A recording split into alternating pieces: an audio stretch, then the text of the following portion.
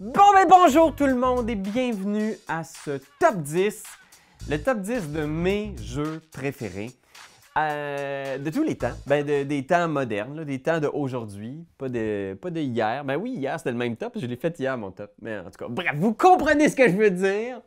Et bien sûr, ce top 10-là, c'est des jeux qui ont des défauts, c'est pas des jeux parfaits, je les recommande pas nécessairement.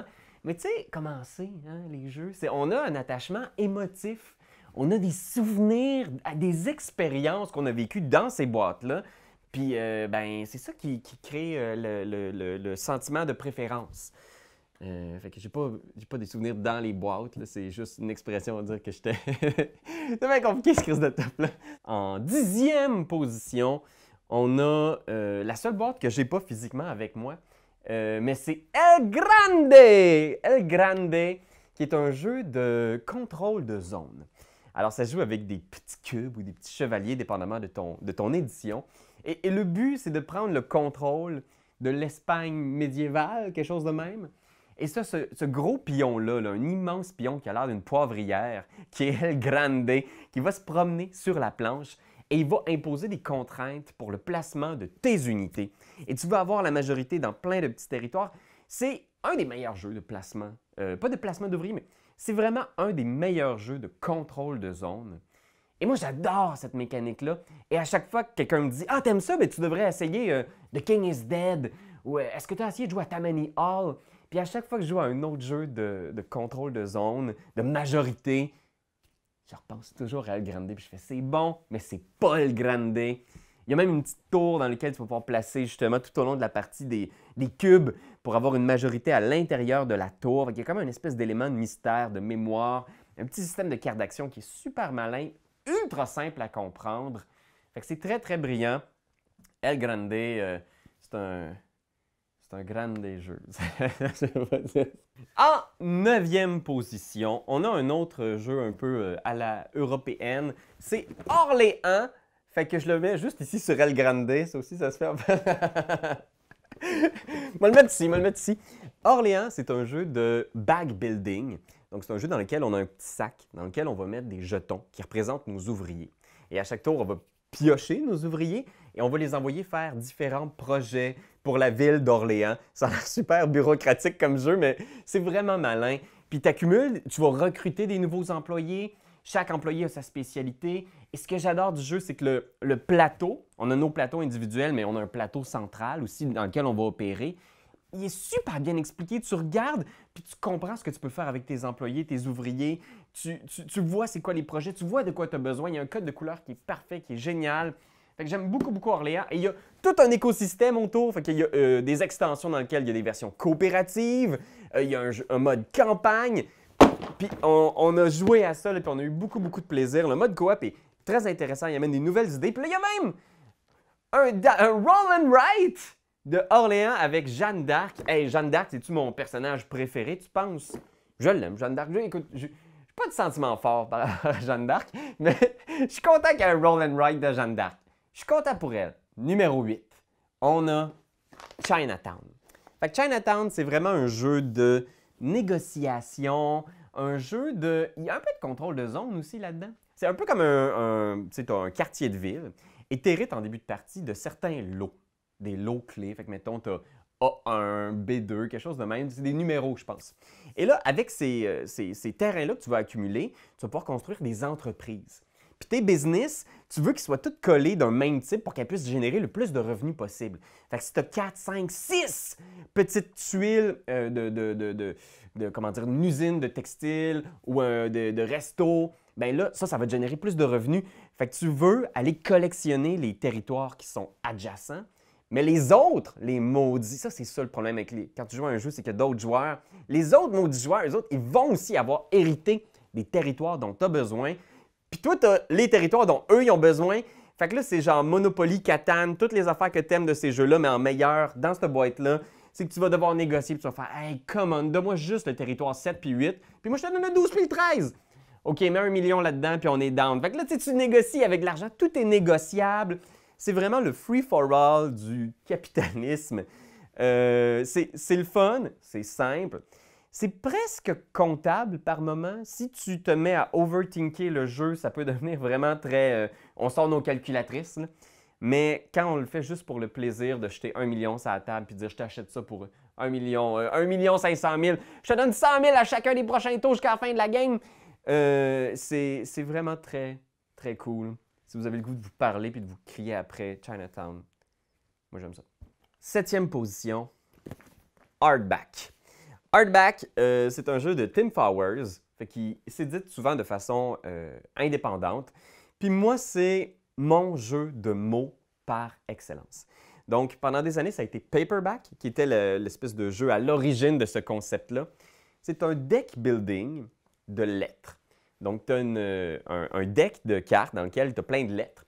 Puis à chaque tour, comme dans n'importe quel deck building, tu vas piocher 5 cartes. Puis ces cartes-là, c'est les lettres avec lesquelles il faut que tu travailles ce tour-ci. Et dans Hardback, ce qui est vraiment le fun, je ne sais pas si vous avez déjà joué à Star Realms. Sinon, vous devriez y jouer parce que c'est bien bon. Mais c'est exactement les mêmes mécaniques, mais avec des lettres. Donc, tu as ces 5 cartes-là, puis tu as des cartes de différents types. Fait que tu as les romans d'amour, qui sont les cartes rouges, les romans d'horreur, qui sont les cartes vertes. Puis quand tu as plusieurs cartes vertes qui sortent ensemble, ben, elles vont générer davantage de pouvoir. Elles vont peut-être te donner plus d'argent, elles vont te faire piocher, elles vont te donner, mettons, des marqueurs d'encre, des choses comme ça. Et là, tu fais un mot. Fait que tu as 5 cartes, puis là, tu es comme, qu'est-ce que je fais avec le C, le U, le V, courbe, curve, cuve, cuvée. Fait que c'est exactement comme un Scrabble, mais avec des cartes. Et la grosse force de Hardback, c'est que tu peux à tout moment décider que s'il y a une lettre qui est vraiment problématique, tu la tournes de côté. Tu la joues sur son côté recto, fait qu'elle ne fait aucun pouvoir, aucun point, pas d'argent pour acheter une nouvelle carte, mais tu peux l'utiliser pour remplacer n'importe quelle lettre. Ça devient un joker, finalement. Fait que ça te donne beaucoup, beaucoup d'options, puis tu es comme, est-ce que ça vaut la peine de transformer cette carte-là en joker? Elle me donnera rien, mais en même temps, je vais pouvoir me débarrasser des autres lettres dans ma main. C'est malin, c'est brillant. Alors, on a Dead of Winter. C'est à la croisée des chemins, parce que Playdead Games ont travaillé très fort pour essayer de lancer une gamme qui s'appelait les jeux Crossroads, mais c'est le seul jeu qui a survécu un peu à la gamme, finalement. Parce qu'il y a aussi d'autres très, très bons jeux là, qui s'inscrivent dans ces mécaniques-là, mais jamais aussi connus, aussi populaires, aussi forts dans cette thématique que Dead of Winter. C'est un jeu de survivalisme dans un monde de zombies. C'est un jeu qui est aussi semi-coopératif, parce qu'il y a la possibilité d'avoir un traître parmi nous. Donc, il y a un des joueurs qui a un objectif précis, qui est peut-être de faire échouer la colonie. Mais ce que je trouve le fun, c'est qu'on a tous un objectif aussi, qui sont des objectifs un peu ridicules. Ça peut être de « moi, je veux avoir 3 livres. J'ai juste besoin d'avoir 3 livres pour être heureux, parce que je veux pas que la culture soit oubliée dans le monde qu'on va construire. » Ou « j'ai besoin d'avoir 4 guns. Parce que moi, je ne suis pas en sécurité si j'ai pas 4 guns dans ma main. » Fait que ça, j'aime ça parce que c'est un jeu qui donne des objectifs, puis c'est des objectifs qui sont narratifs, qui vont tisser une histoire dans laquelle c'est facile de se prendre au jeu puis de voir le personnage, la gang qu'on incarne. C'est pas un jeu qui est parfait. Il y a un aspect un petit peu jeu de rôle, un peu chaotique, un peu random, parce que justement, toute ton équipe peut mourir sur un roulet de dés malchanceux ou sur une carte où tu prends la mauvaise décision. Mais moi, j'aime ça. Puis j'aime cette occasion-là de juste me replonger dans cette histoire-là, dans ce monde-là. C'est mon jeu de zombies avec lequel je connecte le plus. Il se passe de quoi, je vis de quoi quand je fais une game de Dead of Winter. Fait que c'est mon numéro 6. Voilà. 5e place! Concordia. Concordia, qui est un jeu c'est peut-être celui qui a monté le plus dans les positions de mon top dans les dernières années. C'est un jeu à la thématique assez classique. On est des marchands romains autour de la Méditerranée. Mais ce qui est vraiment malin, c'est qu'il y a un système de cartes d'action. Fait qu'il y a les actions qui te permettent de déplacer tes colonistes, des actions qui te permettent de construire un comptoir commercial. Puis c'est toutes des cartes qui te permettent de faire ça. Puis lentement, tu vas accumuler d'autres cartes qui vont te permettre de faire ces actions-là, mais de façon plus intéressante ou plus rapide, etc. Et les cartes sont aussi les mécaniques de points. Donc, quand tu prends une carte, cette carte-là, à la fin de la partie, elle va te donner des points en fonction de l'empire final que tu vas avoir dessiné. Fait que c'est vraiment cool parce que c'est vraiment un jeu de sélection de cartes où tu fais, je mets une carte, ça va me permettre de faire ça, d'accomplir ces choses-là. Mais cette carte-là va me permettre de rapporter ces points-là. Puis ce qui est vraiment chouette aussi, c'est qu'il y a des cartes de production de ressources qui vont activer certaines régions du monde. Puis là, à ce moment-là, tous les joueurs qui ont des ressources dans ces environnements-là vont aussi produire des ressources. Fait que c'est vraiment un jeu où tu as l'impression qu'il se passe toujours de quoi. Tu as l'impression de bénéficier des actions des autres aussi. Fait que tu es toujours intéressé par ce qui se passe sur la table, parce que quand quelqu'un active une région, tu peux en bénéficier aussi. J'ai vraiment aimé ça, un beau jeu genre de simulation économique. C'est beaucoup plus simple qu'il n'y paraît, c'est vraiment le fun, puis ça roule bien. 4e position, un classique, Pandémique. Oui, le jeu Pandémie, effectivement, de Matt Leacock. Moi, j'aime presque tous les jeux de cette franchise-là. Je trouve que d'abord, à la base, même le de base, là, le Pandémique normal, vanille, beige, je l'aime. J'aime ça, rejouer à ça. J'aime présenter le jeu, le faire découvrir à des gens qui n'ont jamais joué à des jeux de société. Mais je trouve que toutes les variantes dans tous les univers qui ont été présentés des dernières années, c'est toujours malin, c'est toujours efficace, ça réinvente toujours ces mécaniques-là. Bien sûr, va sans dire que les Legacy, les 3 boîtes de Pandémique Legacy sont toutes super bonnes, racontent des belles histoires. Puis si tu veux une expérience intense de jeu de société coopératif où tu vas t'engueuler un peu sur les améliorations à la fin de chaque partie, les Legacy, c'est un incontournable. Mais j'ai vraiment aimé chaque proposition. Iberia, Montée des eaux, Chute de Rome, ils sont tous excellents. Ça vaut toute la peine de les explorer, de les essayer en pub ludique ou, parce que ils sont toutes très intéressantes. Fait que pour moi, Pandémique, ça reste un classique, indétrônable, indémodable au niveau des jeux coopératifs. J'aime juste ça. Qu'est-ce que je te dis? C'est juste... Ensuite, en 3e position, là, c'est du gros stock. On parle de Space Alert de Vlados Vatil. Fait que un jeu coopératif de folie spatiale. Tu sais, le genre de jeu où tu dis... Y a-tu quelqu'un qui a chargé le réacteur? Non, j'ai tiré les lasers tantôt. Pourquoi t'as tiré les lasers? Il n'y a plus d'énergie dans le... c'est un jeu de programmation. Donc, ce qui arrive, c'est que c'est un jeu en 2 phases, où est-ce qu'on doit, dans un vaisseau spatial, résister à des menaces extraterrestres. Puis les actions, c'est genre, je vais me déplacer à droite, première action. Deuxième action, je vais tirer avec le laser. Troisième action, je vais retirer avec le laser. Mais là, il y a tout un lot de règles dans le vaisseau. Si tu tires avec le laser, tu dois avoir de l'énergie qui vient du réacteur. Fait que là, t'es comme, on a combien d'énergie dans le réacteur? On en a 5 unités, 5 petits cubes verts. Fait que là, il faut que toi, Raph, il faut que tu ailles dans le réacteur pour charger ça. Fait que là, Raph, il se déplace à droite, descend en bas, charge le réacteur. Fait qu'on fait tout ça en temps réel. On a genre 5 minutes pour faire ça. Je me souviens plus c'est quoi le temps, mais c'est la folie furieuse. Tout le monde programme ses trucs de même. Et quand le temps est terminé, là, on révèle chacune de nos actions. Et on déplace les miniatures, on déplace les cubes, on fait les actions d'attaque, etc. Et on réalise qu'on était 2 ou 3 personnes à tirer avec le même canon en même temps, que personne n'a jamais chargé le réacteur et que, bien sûr, personne n'a remué la souris de l'ordinateur central. Fait qu'il est tombé en veille, puis on a tous perdu nos actions. C'est vraiment la folie, c'est stupide. Il y a tout un mode campagne aussi dans les extensions qui fait qu'on peut jouer et rejouer. Je me tanne pas, c'est vraiment drôle. C'est vraiment drôle. Je ris rarement autant que dans un jeu comme Space Alert. Mais c'est vrai que je ris beaucoup plus rarement aussi ces temps-ci parce que la vie est plus dure.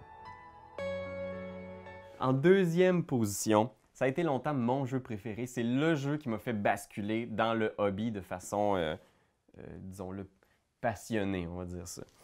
C'est Game of Thrones, The Board Game. Donc oui, moi je suis un fan bien sûr de A Song of Ice and Fire, le roman de George R. R. Martin. Et quand j'ai vu qu'il y avait un jeu de table dans l'univers, j'ai fait « Ah super, on va jouer ». Et on s'est mis à dévorer tout ce qu'on pouvait sur le jeu. Moi j'ai joué en ligne sur des forums asynchrones. Là, fait que tu sais, on avait une carte interactive. Une fois par jour, j'allais dire c'était quoi mes ordres de déplacement, de mouvement. On a joué avec des amis. J'ai fait une extension maison, il faut que je vous le montre. J'ai dessiné, avant même qu'eux autres ils l'éditent et qu'ils le publient, j'ai fait genre la côte de Essos. J'étais freak de même. J'avais pas d'enfant non plus. Fait que, tu sais, on a vraiment là, joué à ça. Là. Ma boîte est rendue scrap. C'est vraiment bien. C'est un genre de jeu un peu comme Diplomatie, le jeu classique, dans lequel on va programmer des ordres pour chacune de nos armées en secret. Et une fois que tout le monde a donné ses ordres, on va révéler ce que nos différentes armées font. Donc, nos armées peuvent supporter des attaques. Donc, des territoires peuvent venir supporter des territoires qu'on veut conquérir, mais ça peut aussi supporter des attaques qui sont faites par d'autres joueurs autour de la table. Fait qu'il y a beaucoup, beaucoup de diplomatie, de négociation, de coups de traître. Il y a plein d'effets de cartes. C'est un jeu qui est un peu clunky, là. On sent un peu son âge, malheureusement. Je dois le dire.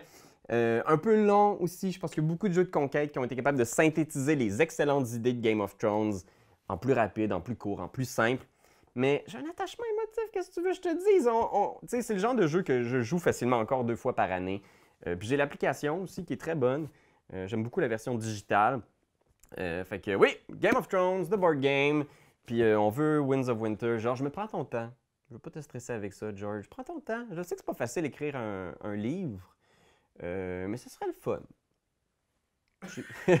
Mon jeu préféré, là, tu dis, ah, mais là, qu'est-ce qui peut battre Game of Thrones? C'était ton numéro 1 il y a genre 5 ans, mais oui.